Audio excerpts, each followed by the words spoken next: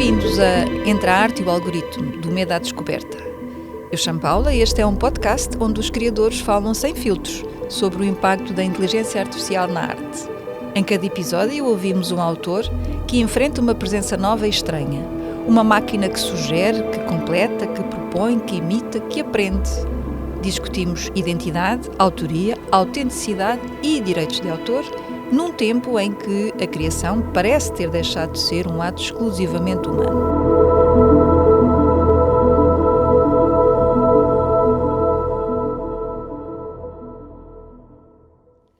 Hoje recebemos alguém que trabalha com a imagem e com o silêncio entre imagens. Ilustrador, editor, criador de mundos visuais que nos tocam, do gesto à metáfora, imagens que nos assombram. O seu traço é reconhecido cá dentro, lá fora, com inúmeros prémios que já ganhou, nacionais e internacionais. Connosco, André Letria, muito obrigada, bem-vindo. Olá, Paula, muito obrigado. É um gosto estar aqui nesta casa. Que é também sua. Que é também minha, sim, e para a qual contribuo com o meu trabalho, com os direitos que faço passar por aqui, mas sempre com a consciência de que ela é, de facto, um abrigo para os autores. Uma casa que é centenária. É verdade. Que este ano celebra os seus 100 anos. André, fala um bocadinho da sua obra e da sua relação com a IA e como vê a relação entre a inteligência artificial e a arte. A sua ilustração, que eu muito aprecio e que muito admiro, temos aqui uns exemplos em cima da mesa, tem peso, tem sombra, tem silêncio, é a minha leitura. O que é que nunca poderá ser gerado por uma máquina, por mais precisa que seja, por mais que ela tente? É uma boa pergunta para falar deste assunto, porque já me fizeram perguntas sobre este tema da inteligência artificial, mas nunca desta maneira, porque de facto talvez essa pergunta até já tenha a resposta, não é? Porque na verdade todas essas coisas me parecem talvez difíceis de imaginar sendo geradas por máquinas, mas ao mesmo tempo eu acho que todos nós temos tido um certo treino para já não nos surpreendermos muito com aquilo que estas máquinas são capazes de fazer. No meu caso, eu não vejo esta tecnologia como uma ameaça, até porque eu próprio não sei definir muito bem o que é o meu estilo e o meu trabalho, e portanto eu próprio estou sempre, de certa maneira, perdido em relação à orientação que devo dar ao próximo projeto. O que faz com que eu provavelmente seja um problema, um quebra-cabeças para uma máquina destas, porque se eu próprio não sei, mas isso também já não me surpreenderia que essa máquina me dissesse o que é que deve ser no futuro, não é? Sim. Porque são máquinas preparadas para analisar padrões e imagino que nós todos, aliás, tenho ideia de que nós todos, seres humanos, estamos se calhar geneticamente preparados para corresponder a padrões, as nossas escolhas, os nossos movimentos, os nossos hábitos. Mas sinto-me, de certa maneira, seguro no meio da insegurança, ou seja, no meu processo de trabalho, o meu método de trabalho implica sempre um sofrimento muito grande que tem a ver exatamente com essa dificuldade em definir o caminho a seguir e, portanto, a maior parte do tempo, quando penso em fazer um livro, seja como uma encomenda, seja um projeto pessoal, a maior parte do tempo que eu levo nesse projeto é exatamente passado a pensar e a tentar perceber que raio de coisa é que é de fazer para que aquilo faça sentido. E, portanto, no meio dessa desorientação, isso de certa forma dá-me essa segurança de não me sentir muito afetado da mesma maneira que vejo alguns colegas meus a serem de facto prejudicados pela proliferação desta tecnologia, porque muitos deles passaram muito tempo a definir estilos muito pessoais, reconhecíveis imediatamente, dos quais provavelmente mesmo que quisessem já não conseguiam fugir, e isso define um padrão que é mais fácil de repetir e, portanto, quando alguém, em relação a algum destes colegas meus, vai a um destes motores, estas máquinas e pede uma ilustração ao estilo de X ou de Y, com o material que existe disponível, isso torna-se mais fácil de reproduzir. No meu caso, é como eu lhe digo, eu fico sempre surpreendido quando alguém me diz que vê alguma coisa minha em algum lado e diz que imediatamente achou que era meu. Porque eu acho que vario muito, mas talvez existam alguns pontos de contacto, se calhar algum fio condutor entre estas coisas que tem a ver com a sua descrição inicial, que tem a ver com o silêncio. Eu acho que sim, eu fiquei muito satisfeito por ouvir isso, porque isto são pistas também para eu próprio poder definir-me, não é? Porque às vezes estas conversas começam pela pergunta como é que se define, não é? Como é que se define o seu trabalho? E eu raramente sei responder a isso. Mas vou aproveitar, se calhar, esse encadeamento. O André, então, o André já trabalhou com alguma aplicação de IA? Ou já viu trabalho produzido por Midjourney, etc.? O que é que sentiu quando viu esses resultados? Eu uso essas ferramentas, mas raramente, devo ter feito só uma ou duas experiências na área visual, na área da criação de produtos visuais. Aquilo que eu faço e que me alivia muito no meu trabalho tem mais a ver com pesquisa e com a produção de conteúdos, de esboços de conteúdos escritos. Apoio. Organização de ideias, sim, apoio. Porque, na verdade, aquilo que eu faço não é só visual, não é só trabalho de ilustração ou design, é também produção de conteúdos de uma forma mais abrangente, em que em alguns casos acaba às vezes até por escrever algumas coisas e esse trabalho de escrita não é só para projetos publicados pela editora, é também até mesmo para o suporte comunicacional da editora, que tem a ver com a divulgação, com marketing. Sim, no fundo, com os conteúdos do site, com a comunicação nas redes sociais e até mesmo com a parte de suporte aos projetos que desenvolvemos, que tem muito que se lhe diga e muito trabalho feito antes de começarem a ganhar forma, seja através dos textos ou das ilustrações, e que passam pela pesquisa, passam até mesmo pela definição de uma estrutura de texto que faço às vezes, começo por fazer sozinho e depois faço em colaboração com as pessoas que convido para trabalharem connosco. E, portanto, no fundo, o trabalho com a inteligência artificial, eu consigo dividi-lo em duas vertentes, não é? Que é, na verdade, a da pesquisa e da produção desses conteúdos escritos, por um lado, e a parte visual, que eu praticamente não uso porque ela não me serve. Eu não sinto nenhuma necessidade. Portanto, usa a IA como ferramenta. Como ferramenta, unicamente. Completamente, sim. Completamente. Não como criação. Não Na verdade, podia dizer-se que para a criação também pode ser uma ferramenta, não é? Porque eu vejo trabalho de outros artistas, que às vezes até são difíceis de definir, ia dizer ilustradores ou artistas plásticos, mas que às vezes andam ali a tocar áreas comuns e a funcionar às vezes no meio dessas definições, desses partilhos, e que são trabalhos muito interessantes, que eles próprios apresentam como tendo sido gerados pela inteligência artificial, mas que também nos devem fazer pensar que esta coisa do trabalho autoral não tem só a ver com aquilo que se produz na ponta da caneta ou do pincel, não é? Tem sobretudo a ver com pensamento, tem a ver com uma maneira de nos posicionarmos e de querermos que aquilo que as outras pessoas vejam nasceu de uma reflexão e não tem necessariamente a ver com a forma, não é? É sobretudo o que está às vezes para lá da superfície, por baixo daquilo que se vê imediatamente. Estou a pensar, por exemplo, nas coisas que se vê nas redes sociais, sobretudo no Instagram, que acaba por ser, se calhar, aquilo que nos vai fornecendo mais informação. Vejo coisas muito interessantes visualmente, com estrutura, com coerência, e que são surpreendentes e que me fazem olhar para elas com o mesmo tipo de entusiasmo com que olharia para outra pessoa qualquer há 10 anos ou há 20 anos, que não teria feito nunca uma coisa daquelas, mas que conseguiu criar um corpo artístico que chama a atenção.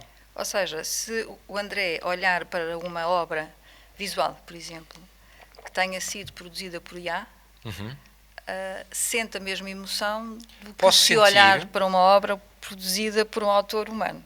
Na verdade, aquilo que eu acho que... Não o repugna, não é algo que o choque. A questão, até posso tentar pô-la de outra maneira, que às vezes até era uma questão que se colocava mesmo no meu trabalho específico e dos meus colegas, que era tentar perceber se é trabalho analógico, manual ou se é digital. Houve uma altura em que nos preocupávamos mais com isso, agora já passámos para outra fase, não é? Do lápis ao digital. Exatamente, agora é se é humano ou não é humano. E eu não... Acaba por ser sempre humano, porque na verdade a máquina corresponde, por enquanto, a instruções que nós lhe damos.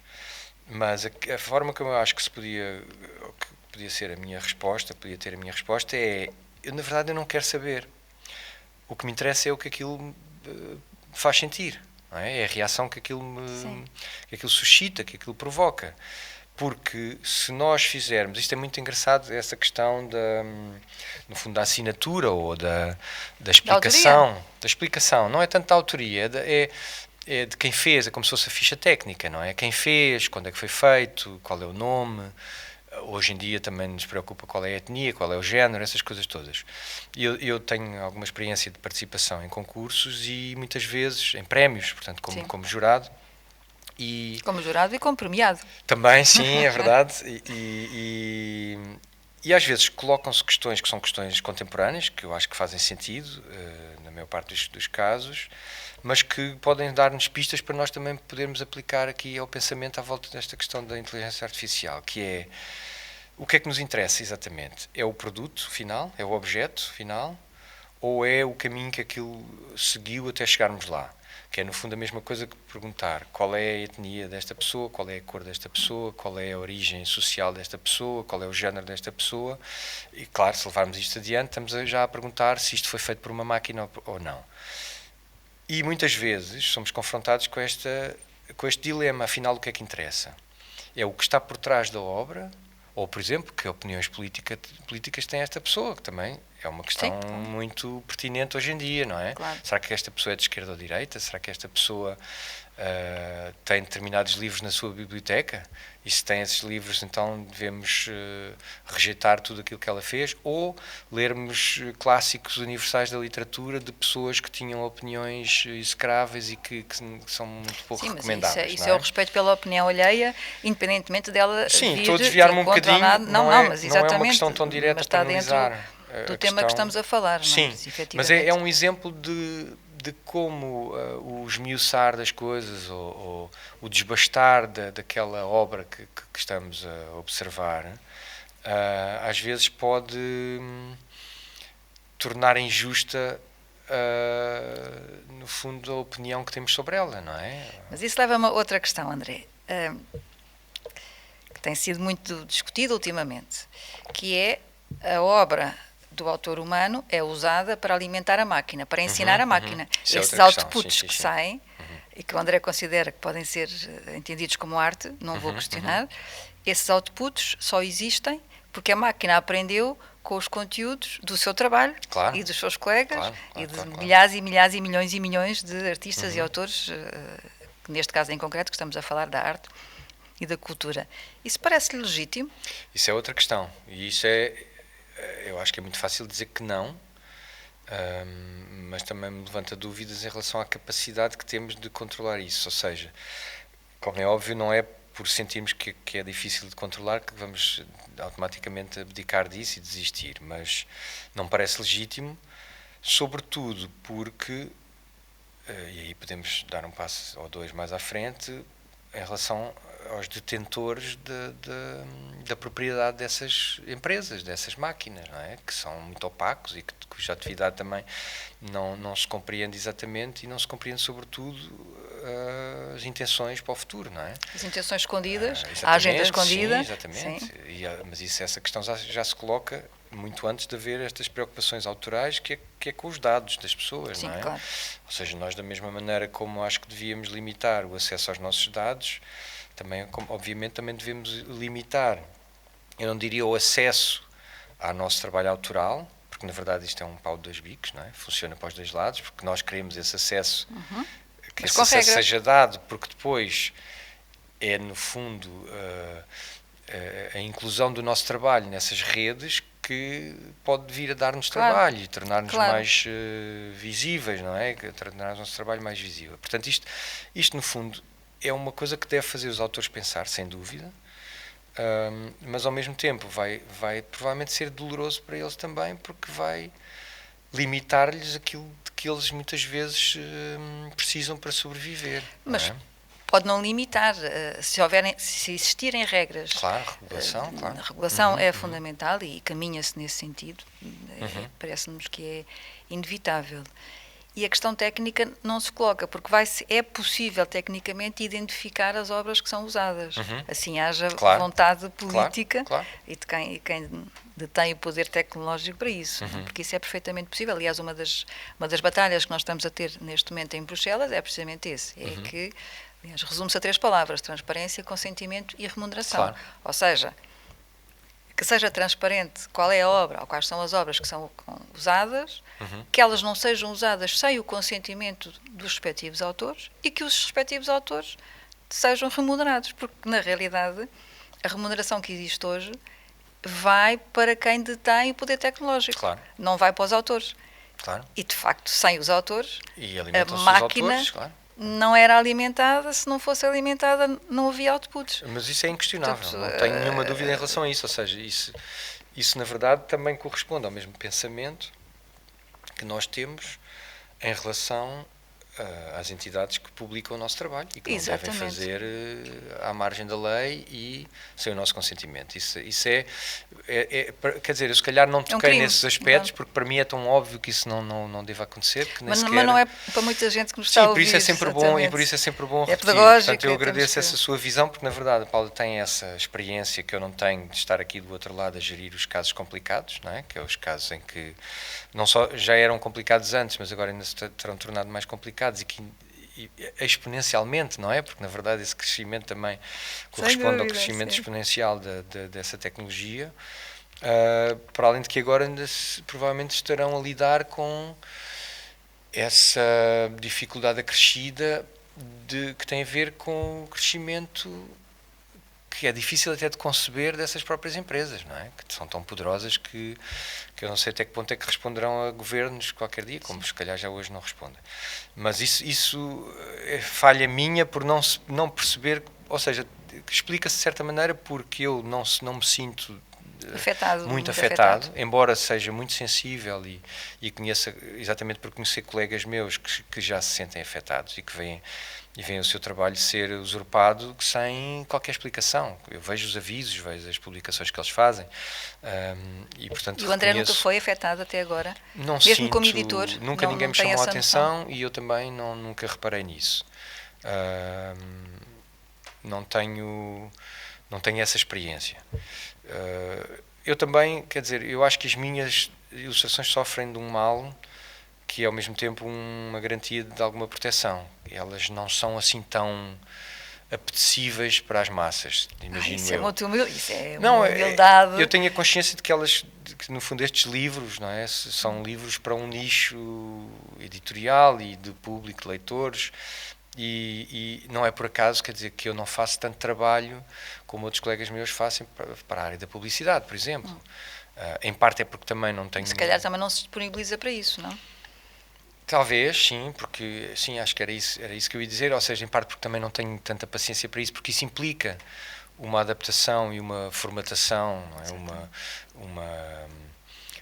Muitas cedências, não é? E uma necessidade, compromisso, de certa forma, uma necessidade de responder a visões e a imagens pré-concebidas do outro lado, e eu habituei-me, e é difícil agora largar esta liberdade autoral que uma editora como a minha, como a Patológico, me permite, não é? Que foi criada exatamente para isso, para eu poder fazer as coisas sem ter de dar grandes satisfações. E está contente com isso? Estou contente, claro, imagino, quer dizer, uma pessoa é dada liberdade destas a uma pessoa, dificilmente ela vai dizer que não gosta, claro. Não é? E que agora não prefere alguém que me diga o que fazer, não, isso eu prefiro que não venha.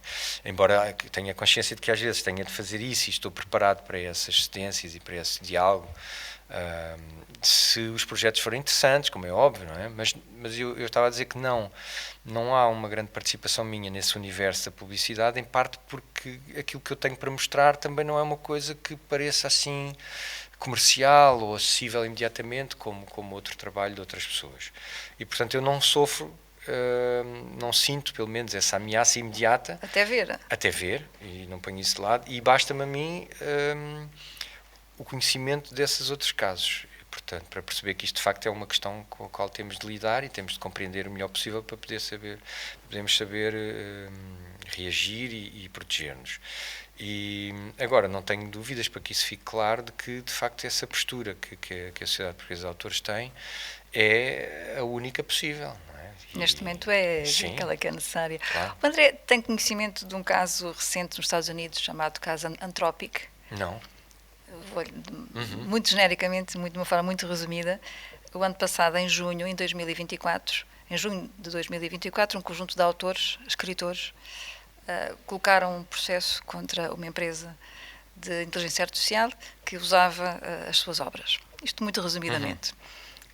Houve um juiz este ano que veio dizer, isto pode ser assim, não há aqui nenhum crime, mas há crime pelo facto de as obras que são usadas são retiradas de um conjunto de sistemas ilegais, piratas. Portanto, eram repositórios piratas aos quais esta empresa ia buscar para produzir as obras. E antes que isto avançasse em termos judiciais, a empresa decidiu chegar a acordo. E, portanto, reconhecer que vai pagar cerca de quase 3 mil euros a cada autor cuja obra tenha sido usada. Vão abrir o site para que os autores possam lá ir ver se efetivamente as suas obras, quais são as obras que foram usadas. Isto parece-nos ser é um pequeno passo, mas o simples facto de ter sido reconhecido e terem querido chegar a um acordo em vez de avançar com o processo, se calhar já é um sinal de que há aqui alguma preocupação. Que é que eu espero que sim. Eu normalmente não sou muito otimista nestas coisas, se calhar para me proteger de desilusões futuras, mas também pode ter sido porque foram apanhados, não é? Ou melhor, alguém descobriu e, portanto, tiveram de pagar, acharam que era a melhor forma, porque por esses descobertos existirão muitos milhares, se calhar, de outros que estão a fazer o mesmo e nem se dá por isso. Isso também acontece o mesmo, aliás, já aconteceu comigo com a publicação de trabalho, não nesse universo digital, mas no universo editorial dos jornais e a Sociedade Portuguesa de Autores foi muito útil para repor a justiça nessas práticas. Agora, mas é um caso recente? Não, este de que eu estou a falar, não. Sim. Não. Mas se não fosse a Sociedade Portuguesa de Autores, não teria tenho a sensação de que, como autor isolado, independente e sem grande acesso a meios jurídicos, não teria sido fácil, até porque a empresa de que eu estou a falar tinha meios suficientes para poder fazer arrastar a coisa e vender tudo até se decidir alguma coisa. Mas nesse caso que me diz, também gosto de ver, sim, um sinal de esperança, não é? Isso foi nos Estados Unidos, sim. Foi o que me disse, não é? Eu não sei, pois não consigo fazer comparações entre o que é a mentalidade americana e a nossa. Às vezes acho que há muitas coisas que nós podemos aprender com eles, cada vez menos acho que é o caso, mas quer dizer, parece-me interessante que tenha havido pelo menos alguma reposição da justiça. É muito interessante que tenha acontecido precisamente nos Estados Unidos, que não são propriamente defensores, em termos gerais, do direito de autor. E, portanto, a Europa tem sido sempre, e é aqui que nasceu o direito de autor, e de facto é interessante, claro que isto é um exemplo, mas é um bom exemplo, enfim, é um caminho e pelo menos é uma luzinha que se abre no sentido de não está tudo perdido e podemos que há ter precedência, não é? Sim. Vamos ver agora como é que isto vai evoluindo. Sim, a jurisprudência pode ser que funcione para os próximos, que isso é uma daquelas coisas importantes. Exatamente, e são mensagens que se passam e que isto também vai sensibilizar o público em geral, de que afinal há ali uma utilização que não é muito... No fundo, a pirataria já foi falada há muitos anos que se fala, não é? Portanto, isto é outra forma de pirataria. Sim, a questão dos meios é que muda. Não é? Exatamente. Pois. A mentalidade continua a ser, a questão do uso e do mau uso continua a ser idêntica. Sim, não é? Aí o que eu acho que era importante, e que é uma coisa que também tenho noção que talvez seja a única forma de continuar, quer dizer, de fazer com que as coisas pelo menos não piorem muito, é a sensibilização das crianças, dos miúdos, não é? Que hoje em dia cada vez mais, e lá está, e é exponencial também, o contacto com as redes e com os conteúdos eletrónicos é tão alargado e tão massificado que tem de ser com eles esse trabalho, porque as pessoas da minha geração de certa maneira podem ser ignorantes em relação a algumas coisas, mas facilmente compreendem a necessidade da recompensa financeira pelo trabalho, Completamente de qualquer acordo, que ela seja. As crianças não, porque aquilo de facto é uma coisa que para já é tão vasta, o acesso, não é? E a quantidade é uma coisa tão gigantesca que, ainda por cima, pelos meios e pela facilidade de acesso, lhes dá a sensação de que aquilo é feito de uma forma quase espontânea, não é? E eles próprios acho que têm a consciência de que também eles podem ser produtores de conteúdos e querem muitas vezes, não é? Que tem os exemplos dos influencers, esse pessoal todo que é uma anda, profissão nova, não é? uma profissão nova, exatamente, nova, e que ainda por cima gera dinheiro, exatamente, e que as pessoas começam por fazer sem sentir nenhuma necessidade de retribuição financeira. Ou seja, sim. Aquilo cria por uma exposição, ilusão. é por uma necessidade de exposição aquilo pública. Cria uma ilusão de que pode ser uma atividade, pode ser uma profissão, nem sequer é preciso receber dinheiro, porque mais tarde ou mais cedo alguém vai pagar para aquilo, ou paga sem reconhecimento, não é? Sim, é uma necessidade de exposição e de reconhecimento. Pois, é isso. André, isso lembra-me o seguinte caso, que há uns tempos saiu uma notícia numa revista científica, técnica, que prova que num espaço curto de tempo, 2, 3, 4 anos, 90% dos conteúdos gerados na internet, todos os conteúdos gerados na internet, consumidos, terão sido feitos por inteligência artificial. 90%. Qual é? 90%. Ou seja, só 10% daquilo que nós consumirmos... Eu pensei que ia sair daqui contente, afinal já... Não, vai sair contente, vai claro ser, que sim. Não sei, esses números são assustadores, de facto. É um número assustador, mas nós temos que, se não soubermos e se não tivermos consciência, então é que as coisas não correm bem. Claro, não é? Portanto, claro. Sim, é importante não fugir à realidade. Sim. Enfrentamos a realidade, e esta é uma realidade que nos enfrenta, não é? E que nos convoca, e que nos desafia. Como é que nós vamos lidar, e agora recordei-me disto, precisamente estava a falar dos jovens, das crianças, como é que nós vamos lidar com a sociedade agora, enfim, 4, 5, 6 anos, quer dizer, com 90% daquilo que é tudo feito por bots. Pois. Onde é que está a verdade? E isto leva-nos também à questão de onde é que fica a verdade. Como é que exatamente, claro. Porque, de facto... A que é que nos agarramos, não é? A que é que nos agarramos? Tomar decisões, para pensar nas coisas. Já estamos como alguém... Muitas pessoas já comentam e já refletem que nós já estamos na era da pós-verdade. O que nos levanta aqui N questões, não é? Sim, com essa dificuldade adicional e esse problema adicional de serem essas gerações que têm agora, sei lá, 20 anos ou menos, sem consciência de como estão a contribuir para essa loucura, não é? De total irresponsabilidade e de a ausência de regras na produção dos conteúdos, na divulgação, não é? E no consumo. E no consumo. E naquilo que retiram desse consumo também. Portanto, isso é assustador, mas de facto é importante não fugir a isso. Trazendo isto um bocadinho aqui para a minha atividade particular, lá está, eu vivo num meio, apesar de tudo, bastante protegido, não é? E habituado a funcionar para públicos pequenos, com a sensação de desilusão que isso provoca, que é de saber que não há grande coisa que mude com o público, através do público que tem contacto com os nossos livros.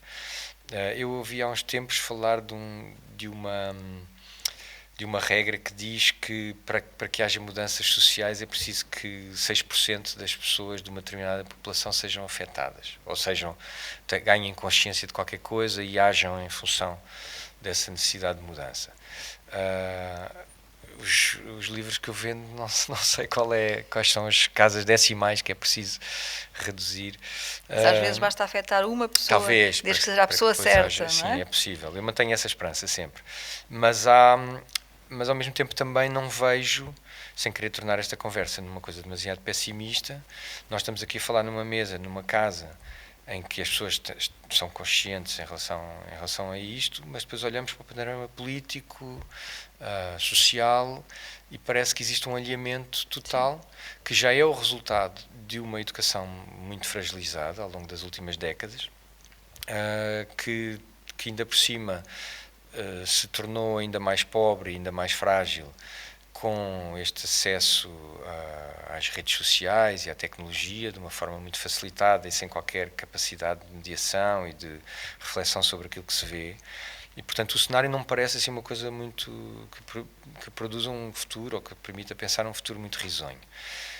Aquilo a que eu tento agarrar-me é esta ideia de que temos de ir fazendo aquilo que podemos à medida das nossas capacidades, mesmo que seja nessa escala reduzida, a pensar Claro. que existirá essa pessoa, ou duas ou três, que pode provocar a mudança noutras duas ou três e que, pronto, isto possa ser multiplicado.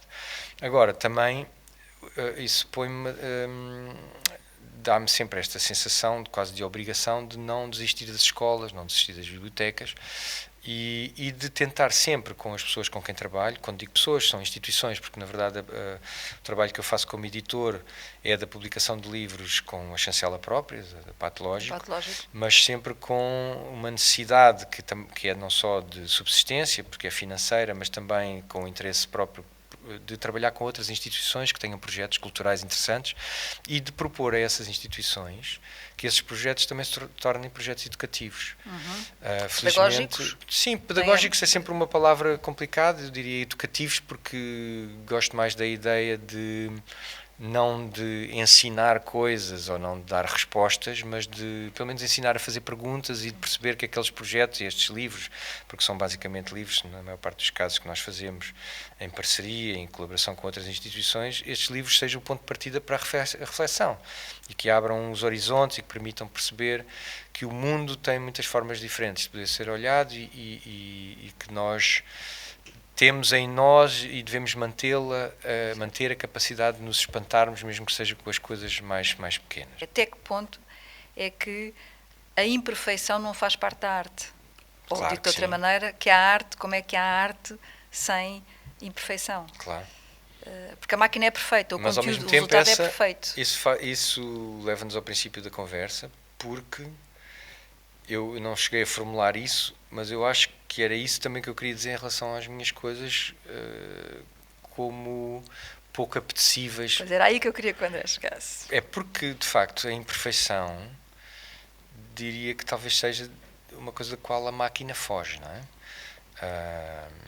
Ou pelo menos não está ainda treinada para reproduzir, Exatamente. não é? Para replicar. E talvez seja essa a nossa salvação, não sei. O traço é perfeito, Não o som sei, é perfeito. Talvez. Sim.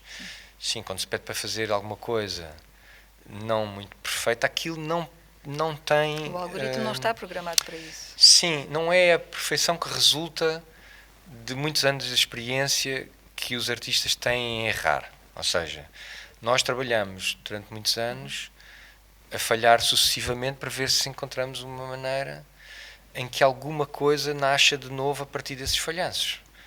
Certo. E portanto, isto estou a pensar alto, não é? Claro, estamos porque aqui a conversar, porque essa possibilidade que apresentou é muito interessante, porque de facto é, ao mesmo tempo, a tendência, ou pelo menos a programação, ou a expectativa da máquina de apresentar qualquer coisa acabada, que talvez seja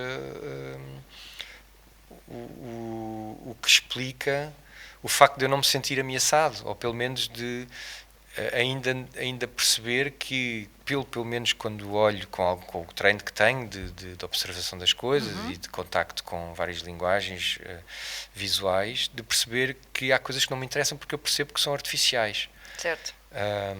E curiosamente aqueles exemplos que eu lhe dei de artistas que até me interessaram e que me chamaram a atenção, que produzem coisas através da inteligência artificial, eu diria que aquilo funciona exatamente porque parece que foi feito acumulando erros.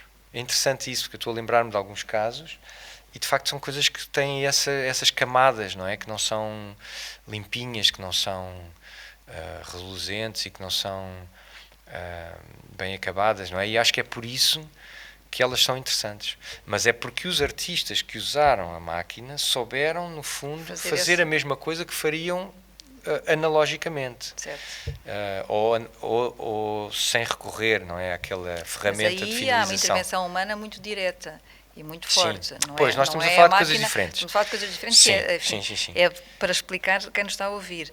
nesse caso em concreto, estamos a falar da utilização ferramenta. da ferramenta. Certo. Isso aí é indiscutível, não é? Certo. A minha questão tinha a ver com... Eu tenho pensado muito nisso nas minhas respostas, ou seja, Claro. como ferramenta, é uma ferramenta tão interessante e tão útil como o Photoshop, Exatamente, ou sim. como outro instrumento qualquer, Sem outra dúvida. máquina, para quem faz música ou para quem faz cinema, etc. É uma máquina. Exatamente, E sim. responde às nossas ordens, às nossas instruções, mesmo que seja necessário ter a consciência de que já estamos num patamar diferente, em que essa máquina já antecipa algumas das coisas que nós lhes vamos propor, mas que nós recusamos porque temos a sensibilidade artística para perceber onde queremos chegar. O problema aqui é quando ela pensa por nós, no fundo. Essa é que é a grande questão. Exatamente. Ou seja, eu sei que posso utilizar esta ferramenta porque eu sei o que quero, ou pelo menos sei o que não quero, não é? Portanto, vou desbastando as Certo. coisas até chegar a uma coisa que me pareça, mesmo que me surpreenda, eu sei que posso utilizar e deito fora aquilo que não interessa. Outra coisa, que é outra área desta conversa, porque são de facto duas áreas diferentes, é a utilização indevida e é a selvageria deste mundo, Claro. sem regras de usurpação do trabalho dos autores, sem autorização, reconhecimento, sem exatamente. Conhecer como era as três palavras: É transparência transparência, consentimento e remuneração. e remuneração, exatamente. O André, isso agora faz lembrar o seguinte: o André ilustra a sua obra, assim, muitos dos trabalhos, alguns deles temos aqui, ilustra o silêncio, ilustra a guerra, ilustra o vazio, ilustra a sombra. A IA, a inteligência artificial generativa, pode ter desenhos muito bonitos, cá está, os traços perfeitos, mas será que a IA consegue mostrar, desenhar, ilustrar o que não se vê? Aquilo que o André consegue na obra que produz?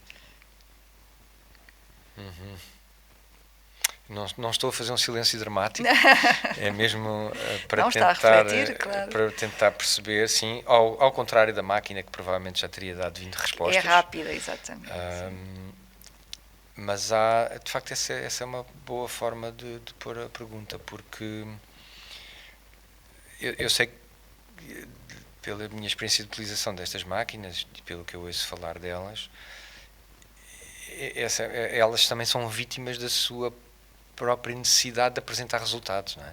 Portanto, ou seja, quase como se houvesse um horror ao vazio e ao silêncio. A máquina não pode ficar sem resposta. Não há silêncio na máquina. Senão não funciona, senão deixa de ter razão. Isso é o oposto da máquina. Senão não tem razão de ser, não é? Exatamente. E, portanto, eu diria que é quase como uma contradição existencial, não é? Ou seja, se a máquina servir para produzir silêncio, deixa de ser necessária, não é? Portanto, para isso basta ficarmos a ouvir os passarinhos. Portanto, ainda temos aí a vantagem do humano. Sim, ainda temos a vantagem do humano. Ainda. Se calhar a palavra-chave é o ainda. Eu disse ainda, sim. Eu disse ainda, é o ainda. sim. É? Sim, eu disse ainda. A palavra-chave talvez seja essa, porque isto também nos podia, talvez um outro domínio desta conversa para a reflexão possa ser, sei lá, a capacidade de amar, não é? Sim. De responder de volta. Sem dúvida, temos mas a visto máquina... muitas obras artísticas sobre isso, não é? Pessoas que se apaixonam por máquinas. Sim, mas a máquina ou até é capaz... notícias de pessoas Sim. que já de repente passaram para o outro lado porque já acham que a solução para os seus problemas emocionais é resolvida por máquina. Não é? Porque a máquina é treinada para replicar emoção e sentimento e para gerar no seu interlocutor determinadas emoções. A máquina não sente, mas sabe expressar gestos... responder às expectativas do interlocutor, diria eu, se calhar. Sim. Responder às expectativas e gerar expectativas e gerar também, reações. Sim. E, portanto, ela sabe reagir e é treinada para provocar sentimentos e emoções. E o silêncio não ajuda nisso. Última questão. André, imagine que estávamos numa situação de catástrofe e que o André era convidado a deixar uma última imagem ao mundo. O que é que deixaria? Ou sobre o que é que falaria?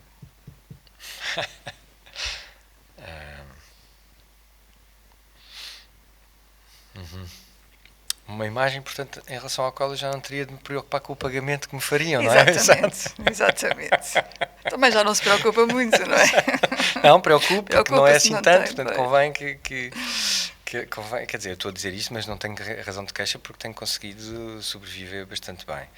E não, longe de mim vir para aqui queixar-me da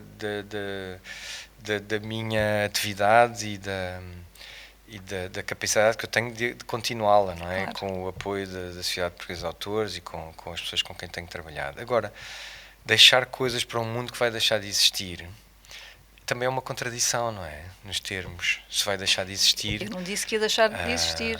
Como nós o conhecemos. Exatamente. Como nós o conhecemos. Já viu como eu sou analítico, não é? Estou aqui a tentar perceber o que é esse mundo. Sim. É por isso que eu levo tanto tempo a fazer os projetos. Sim, mas então que imagem é que deixaria? Estou a tentar fugir à pergunta. Depois eu já percebi, eu estou a tentar não, ver se não o deixo fugir à pergunta. Não sei, talvez